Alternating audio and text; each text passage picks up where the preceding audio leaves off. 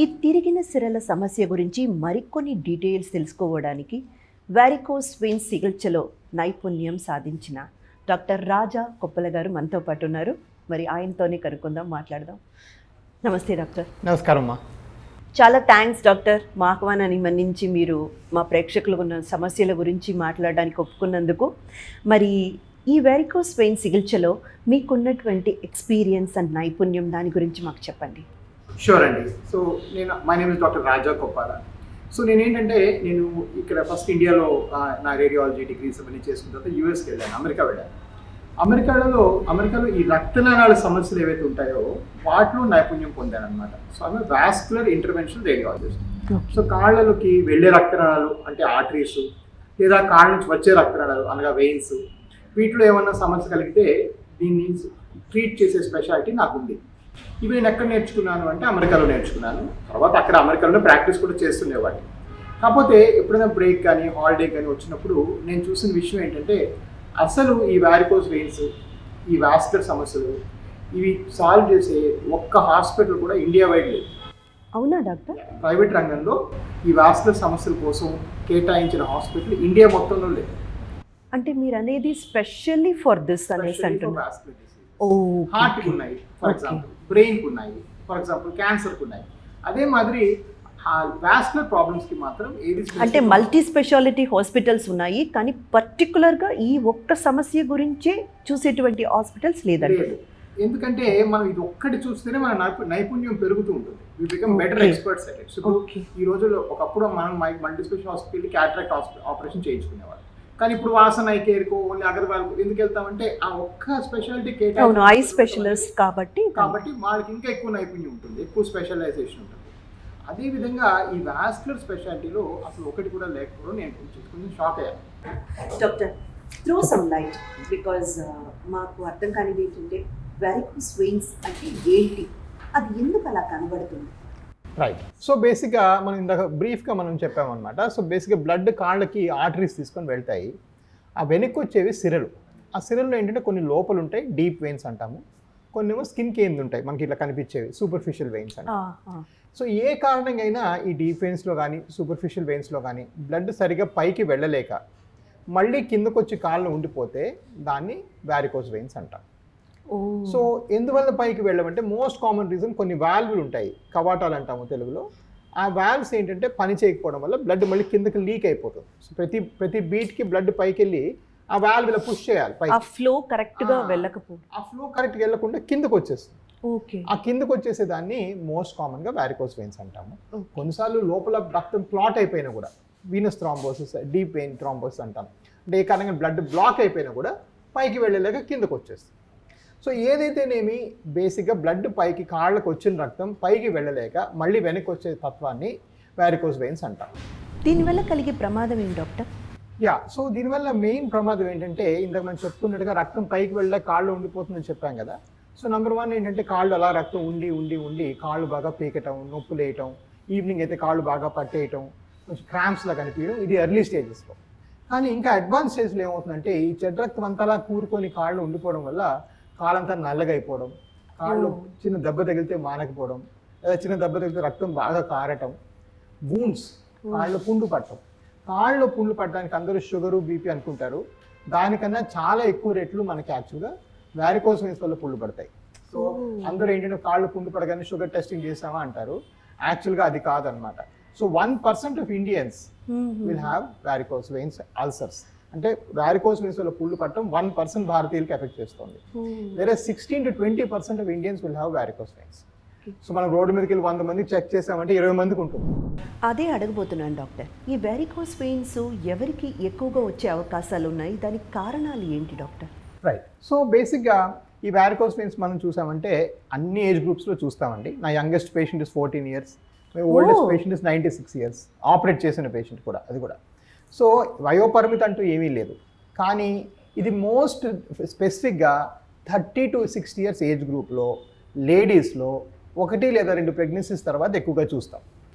దీనికి కారణం ఏంటంటే మనం ఇందాక అనుకున్నట్టుగా ఈ రక్త ప్రసరణ ఏదైతే ఉంటుందో దానికి ఏ కారణంగా ఆటంకం ప్రెషర్ కలిగినప్పుడు, అంటే ఫర్ ఎగ్జాంపుల్ ప్రెగ్నెన్సీ అప్పుడు బేబీ వెయిట్ వల్ల కానీ, లేకపోతే కొంచెం ఏజ్ వచ్చినా కొంతమంది బరువు ఎక్కుతారు, ఫ్యాట్ ఒబిసిటీ వల్ల కానీ, ఇవన్నీ మనం కామన్గా విన్న కాజెస్. హెరిడిటీ కూడా ఉంటుందా doctor? In fact hereditary is most common cause. For example బరువు ఎక్కిన ఇద్దరు మనుషులు చూసాం అనుకోండి, ఒకరికి ఉంటాయి వెరికోస్, ఒకరికి ఉండవు.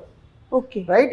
But the more common cause ఏంటంటే హెరిడిటరీ, కొన్ని జన్యువుల లోపం వల్ల ఈ వెరికోస్ వెయిన్స్ ఎక్కువ వస్తుంది అనేది ఒక సైంటిఫిక్ ఆలోచన. అయితే ఇప్పుడు మనకు ఈ షుగర్ అలాంటివి వస్తాయని చెప్తారు కదండి, క్యాన్సర్ కానీ షుగర్ కానీ ఎవరో ఫ్యామిలీలో ఉంటే మళ్ళీ వాళ్ళకి వస్తుంది అన్నట్టు వెరికోస్ వెయిన్స్ కూడా ఒక హెరిడిటీ. వెరికోస్ వెయిన్స్ ఇంకా మోర్ కామన్. సో 94% పేషెంట్స్ మనం చూస్తే, మనం 94% మందికి ఫ్యామిలీలో ఎవరికో, మేనమామలకో, మదర్కో, ఫాదర్కో, బ్రదర్కో ఉందని చెప్పడం మనం చూస్తూ ఉంటాం. అంటే మన కోసమే కాకుండా మన నెక్స్ట్ జనరేషన్ కోసం కూడా దీని మీద మనం జాగ్రత్త పడాల్సిన అవసరం ఉంది. అబ్సల్యూట్లీ. సో వాస్కులర్ అవేర్నెస్ అనేది వెస్ట్లో బాగా పెరిగిపోయిందమ్మా.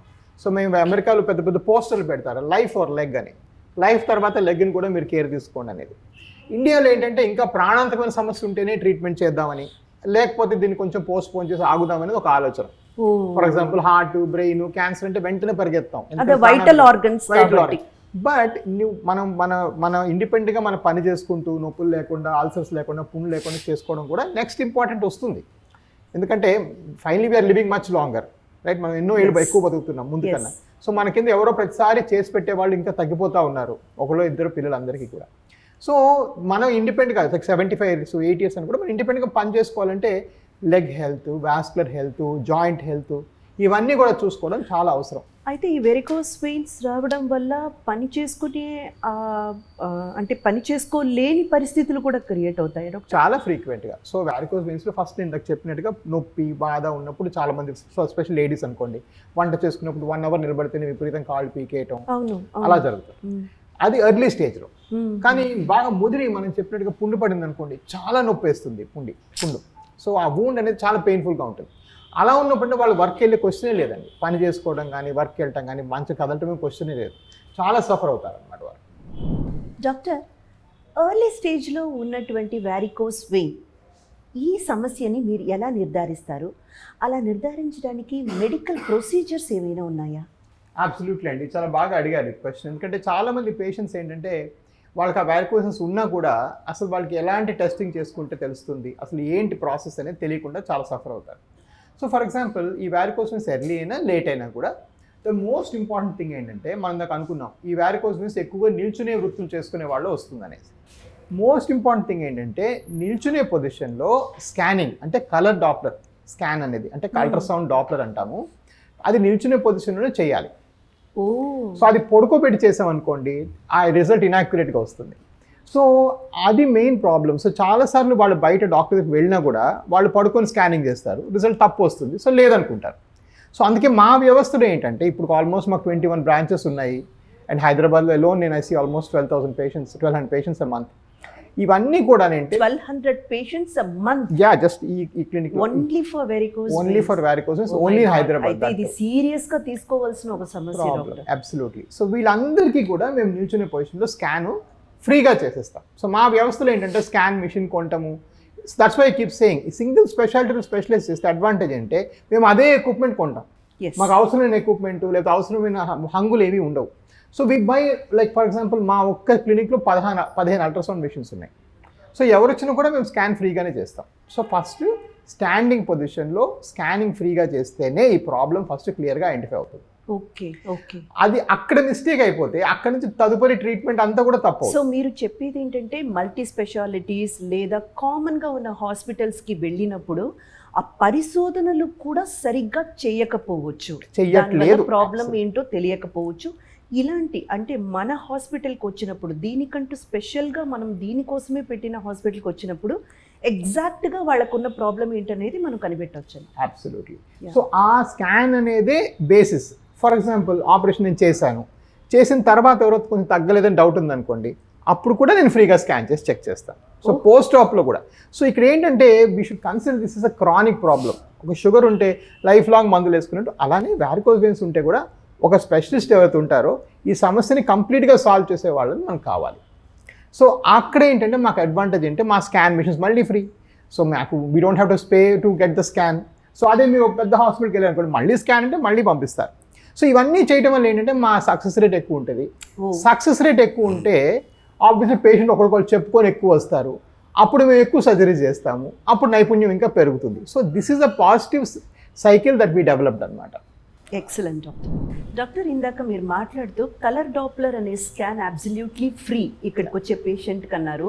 నాకు నిజంగా నమ్మబుద్ధి కాలేదు, ఎందుకంటే జనరల్గా హాస్పిటల్స్లో స్కాన్ సెంటర్ వాళ్ళది తప్పైనా సరే, లేకపోతే ఏదో ఒక చిన్న పొరపాటు జరిగినా మళ్ళీ పేషెంట్ని వెళ్ళి స్కాన్ తీపించుకొని రండి అని చెప్పే సందర్భంలో మీరు అబ్సల్యూట్లీ ఫ్రీ అనేసి అంటున్నారు. ఈ కలర్ డాప్లర్ స్కాన్ ఇక్కడికి వచ్చే పేషెంట్స్కి అది ఎంతవరకు సాధ్యం, అది ఎలా చేయగలుగుతున్నారు?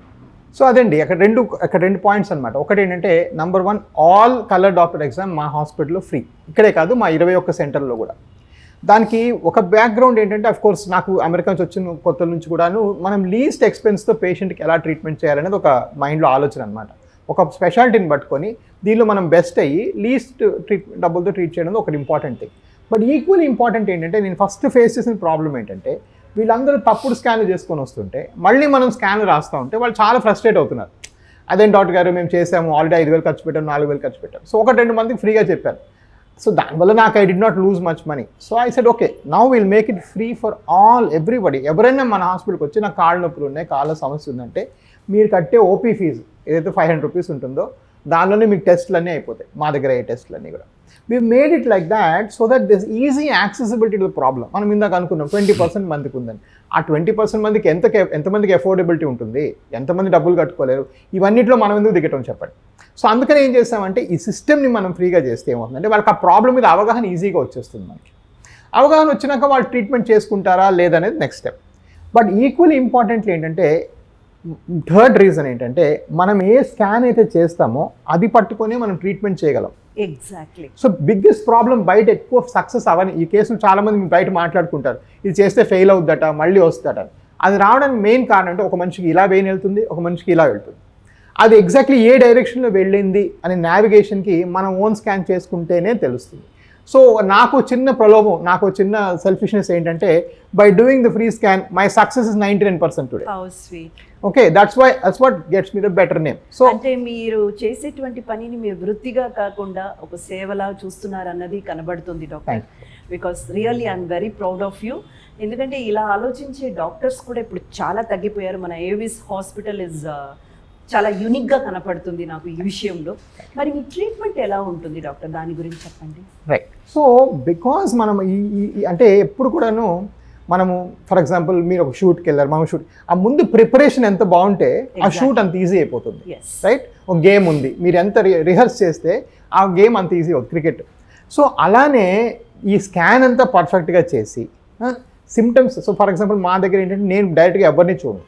ఒక డాక్టర్ ఏమో మీకు సిమ్టమ్స్ అన్నీ అడుగుతారు, ఇంకో డాక్టర్ ఏమో మీకు ఫ్రీగా స్కాన్ చేస్తారు. I will be the third doctor to see you. So ఇప్పుడు ఏమైంది, ఆబ్జెక్టివ్గా ప్రాబ్లం ఐడెంటిఫై అయిపోయి ఆ హిస్టరీ మొత్తం.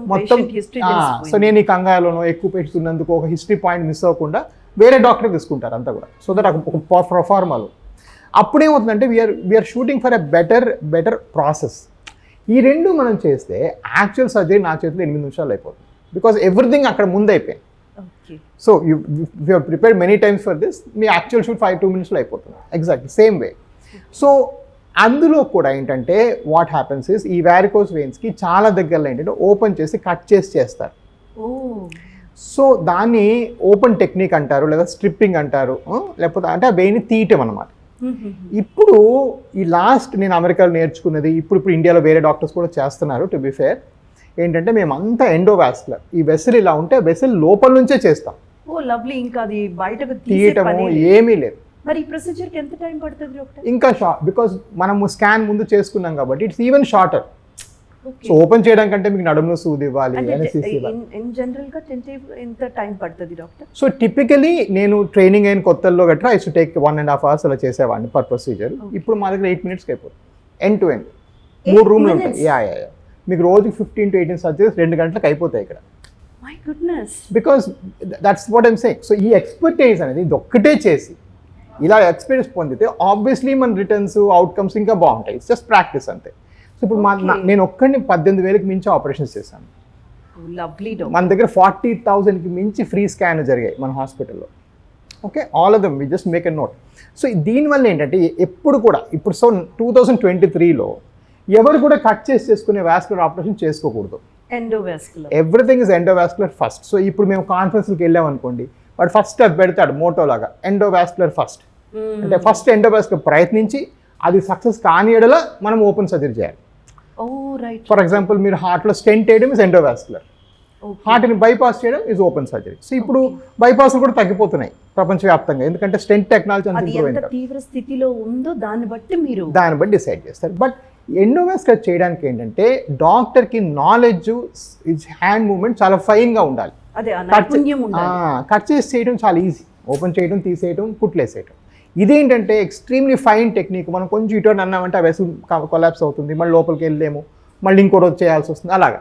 సో అవన్నీ మనం బాధలు పడి ట్రైన్ అయ్యి ఇప్పుడు ఈ స్టేజ్కి వచ్చాం. ఇక్కడ ఒక అడ్వాంటేజ్ ఉంది, is that I'm one of the few guys train so much. Disadvantage ఏంటంటే నెక్స్ట్ పర్సన్ ఎవరైతే ట్రైన్ అవ్వాలో వాళ్ళకి ఇన్నేళ్ళు పడుతుంది. అండ్ అంత ఎక్విప్మెంట్ లేదు ఎక్కడ. ఇప్పుడు పెద్ద హాస్పిటల్స్, నిమ్స్లో కూడా మన దగ్గర ఉన్న స్కానింగ్ మిషన్స్ లేవు, పెద్ద హాస్పిటల్స్ ఇవన్నీ కూడా. Oh, that's a wonderful news, doctor. Yeah, so that's the thing, you see. So it's an advantage mainly for patients, especially are very. It's absolutely an advantage, doctor. Disadvantage అనేది ఏమీ లేదు. మనకు patients వేరే హాస్పిటల్స్కి వెళ్ళి lakhs and lakhs ఖర్చు పెట్టి చేసుకునే పనులు ఇక్కడ మీరు ఫ్రీ కలర్ డాప్లర్ ఇస్తున్నారు. And every nuances, minute details వరకు మీరు చేయగలుగుతున్నారు అతి తక్కువ ధరలో అనేటప్పటికీ ఇంకా పేషెంట్స్కి అది వరమే డాక్టర్. మరి పేషెంట్ ఎన్ని రోజులు ఉండాల్సి ఉంటుంది, ఎప్పుడు వాళ్ళు డిశ్చార్జ్? సో ట్రెడిషనల్గా మేము చేసే వారికోస్ వెయిన్స్ ప్రొసీజర్ అయితే ఉంటుందో, మీరు పొద్దున్న 9 o'clock వస్తే మీకు మధ్యాహ్నం 1 గంట 2 గంటలకు ఇంటికి పంపించేస్తాం. You don't have to stay even for the day. And even if you're insured, మీరు absolutely it's a complete day care procedure. And నా సిస్టమ్ అలాగే నేను చేశాను. సో ఫర్ ఎగ్జాంపుల్ పేషెంట్, మీరు ఫర్ ఎగ్జాంపుల్ ఒక యావరేజ్ హాస్పిటల్కి వెళ్ళారనుకోండి, వాళ్ళు ఏం చెప్తారు, డాక్టర్ ఫీజు ఇది, బెడ్ ఛార్జ్ ఇది అని చెప్తారు. మా దగ్గర అదేమి ఉండదు. కనీసం 2-3 రోజులైనా, ఎందుకంటే the more they keep you the more they benefit, అంతకనే ఏం లేదు. So we want you to go out fast. మాకు మీ పక్క పేషెంట్ నుంచి దగ్గో తుమ్మో తెచ్చుకోవడం మాకు ఇష్టం లేదు. We want your problem be treated, your in, your out, and this problem is gone forever. That's what my motto is. So we are a day care unit. మేము ఒకటే ప్రైస్ ఛార్జ్ చేస్తాం. మీకు బెడ్కి వేరేగా, రూమ్కి వేరేగా, డాక్టర్ వేరేగా, పరీక్షలు వేరే ఏం ఉండదు. అంత ఒకటే ప్రైస్ ఉంటుంది. ఆ ప్రైస్లోనే మీరు చేసుకొని వెళ్ళిపోతారు. So we have more incentive to send you home faster, so that you are safer, right? ఇప్పుడు పక్కన జబ్బులు టోటలీ సర్ప్రైజ్ డాక్టర్. ఎందుకంటే ఈ రోజుల్లో ఇలాంటి ఒక డాక్టర్ని, ఇలాంటి ఒక హాస్పిటల్ని చూడడం అన్నది నిజంగా జరగని పని. ఇంకా అంటే ఎంత సంపాదించుకోగలుగుతాం, ఇంకా ఎంత డబ్బులు రాబెట్టుకోగలుగుతాం పేషెంట్ నుంచి చూసేవాళ్ళు ఉన్న మధ్య మీరు వచ్చారా, మీ పని అయిపోయిందా, మీరు వెళ్ళిపోండి, ఎంత తక్కువగా మీరు ఖర్చు పెట్టగలరు అంత తక్కువకి మేము ట్రీట్మెంట్ అందిస్తాం అన్నది నిజంగా great, super. Doctor, varicose vein సమస్య ఉందని కూడా తెలిసి నిర్లక్ష్యం చేయడం వల్ల వచ్చే పరిణామాలు ఏంటి? రైట్. సో బేసిక్గా ఏంటంటే మనం ఈ ప్రాబ్లం ఉందని చెప్పిన తర్వాత కూడా, ఇంత కామన్ అని తెలుసుకున్న తర్వాత కూడా చాలాసార్లు ఏంటంటే చాలామంది ఇది ప్రాణాంతకం కాదేమో, కొన్నాళ్ళు వెయిట్ చేస్తే చూద్దామని చూస్తుంటారు.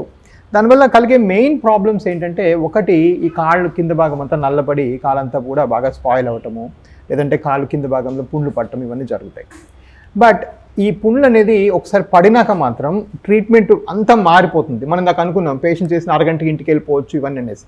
కానీ ఒకవేళ అల్సర్ పడిందంటే మాత్రం కనీసం వాళ్ళు ఒక 6 నుంచి 8 వారాలు హాస్పిటల్కి తరచూ వస్తూ ఉండాలి. దానికి బ్యాండేజ్లు వేయాలి, కట్లు కట్టాలి, ఆ పుండ్లు క్లీన్ చేయాలి, దానికి కొన్నిసార్లు అవసరం కొత్త చర్మం కూడా అతకు పెట్టాలి, ఇవన్నీ కూడా చేయాలి. సో ఇవంతా ఏంటంటే చాలా కాంప్లికేట్ అయిపోతుంది. ఫస్ట్ కాంప్లికేషన్ అంటే అల్సర్ ఫార్మేషన్. సెకండ్ కాంప్లికేషన్ ఏంటంటే కాలంతా నల్లగా, స్కిన్ రంగంతా మారి చాలా చాలా చాలా చూడడానికి చాలా డర్టీగా తయారవుతుంది. అండ్ వాళ్ళు ఏంటంటే చాలాసార్లు మొహమాటంకి, సిగ్గుకి ఎవరు చూపించుకోరు ప్రాబ్లం. మరికొంతమందికి ఏంటంటే అక్కడ నీరు అలా ఉండిపోవడం వల్ల కాలు వాచిపోతుంది బాగా. దాన్ని మనము లింఫడిమా అంటాం, ఫైలేరియా అని కూడా అంటారు ఊళ్ళలో.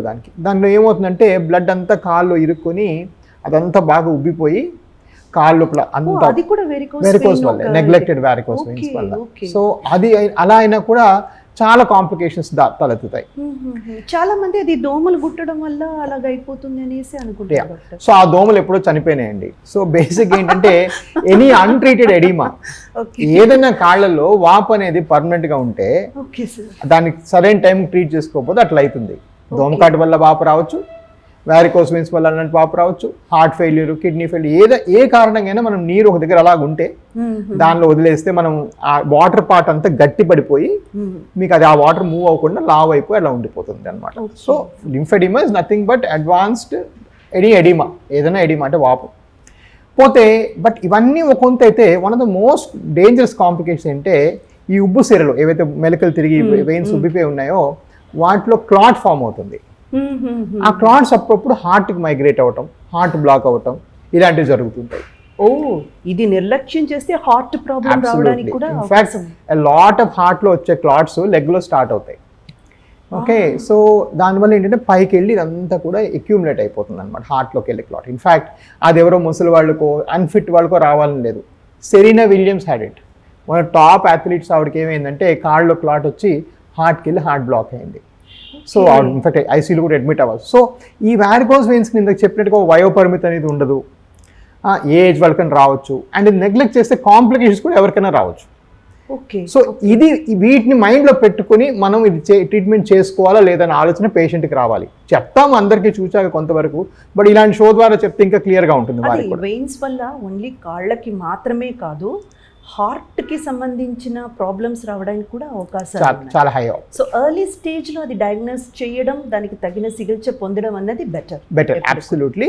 అండ్ దాన్ని నెగ్లెక్ట్ చేసి ఇలా ఆగుతుంటే ఈ కాంప్లికేషన్స్ అన్నీ నా కళ్ళెదురుగా చూస్తుంటారు. పేషెంట్ వచ్చి చెప్తారు, సో నేను 2018లో చూపించుకున్నాను, మీకు మధ్యలో కోవిడ్ వచ్చి మానేశాను, ఇప్పుడు కాళ్ళు పుండు పడింది, అలా కూడా చెప్తారు. అలా అయిన తర్వాత లిటరల్గా నా వరకు వాళ్ళు స్పెండ్ చేసే అమౌంట్ అంటే మా దగ్గర స్పెండ్ చేయరు, బట్ ఈ కాళ్ళు పుండు పడింది అనుకోండి, వాళ్ళు ఎవ్రీ వీక్ రావాలి. వాళ్ళు ఎంత దూరంలో హైదరాబాద్ వచ్చే కట్టు మార్చుకోవాలి, మేమంతా క్లీన్ చేసి ఫోటో తీసుకోవాలి.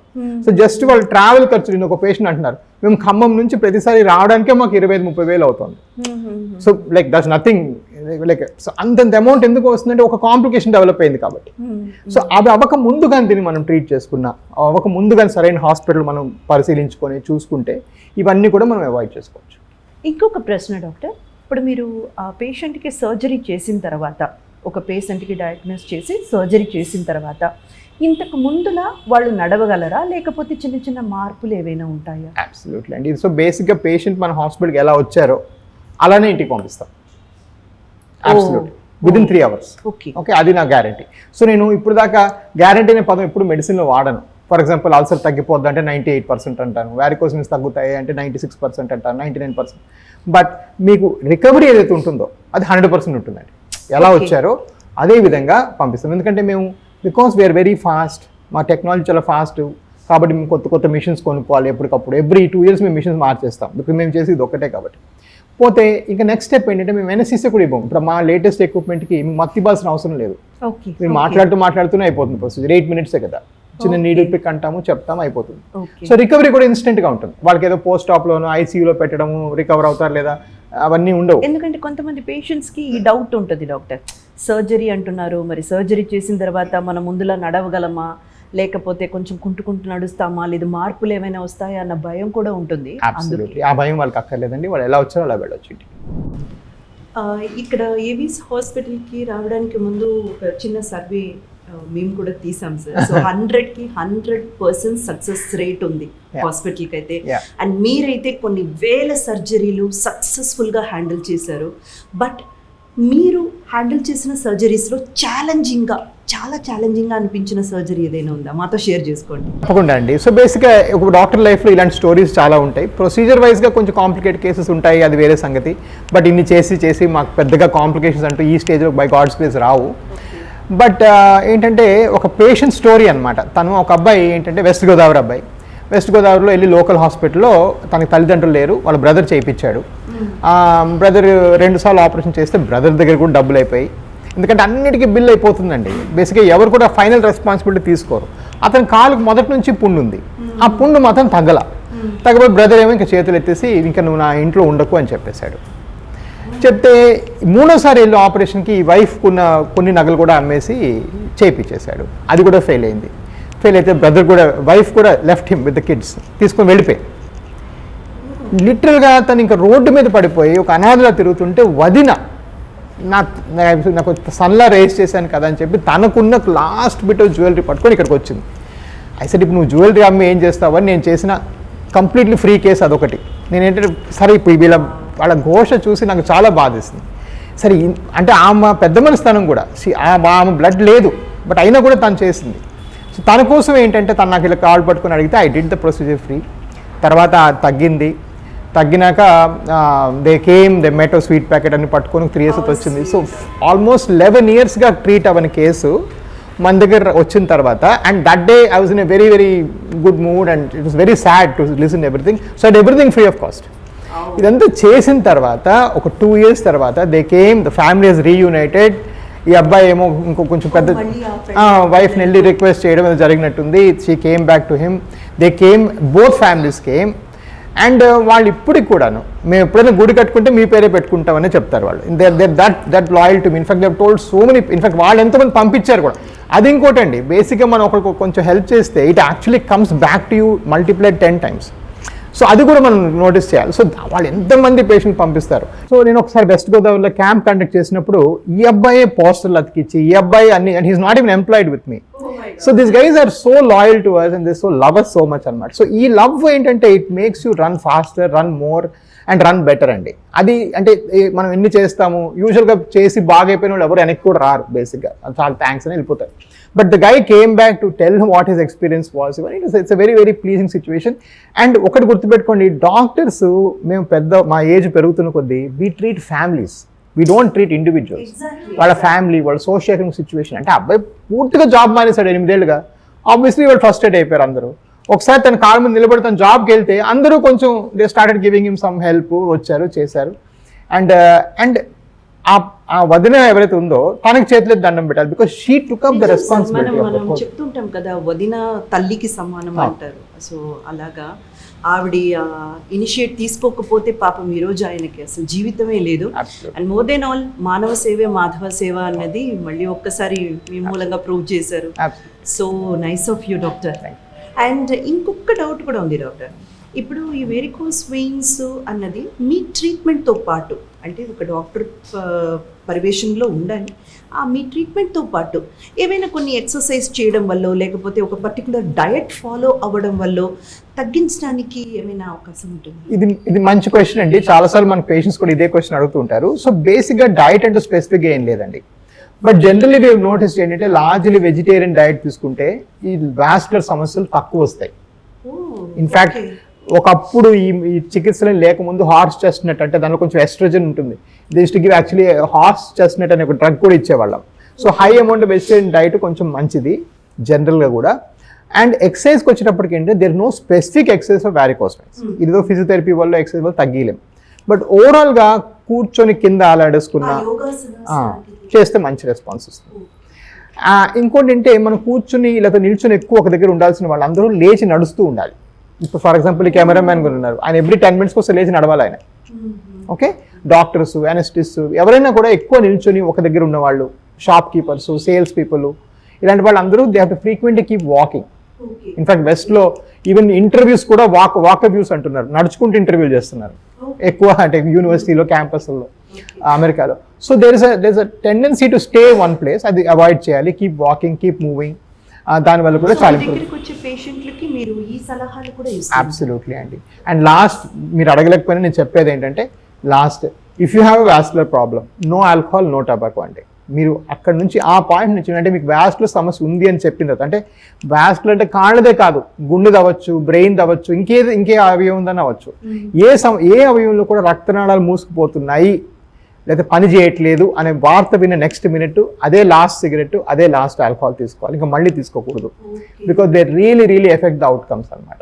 సో నేను పేషెంట్ చెప్తాను, మీరు కానీ ఇంకో సిగరెట్ తాగుదామంటే నా దగ్గర ఆపరేషన్ చేయించుకోకండి, ఎందుకంటే నాకు చెడ్డ పేరు వస్తుంది. Even after the surgery they need to follow this norms. Absolutely. ఎందుకంటే సిగరెట్ తాగిన ప్రతిసారి మన రక్తనాళం 1/4 సైజ్ అవుతుంది 20 నిమిషాల వరకు, మళ్ళీ సైజ్ పెరుగుతుంది.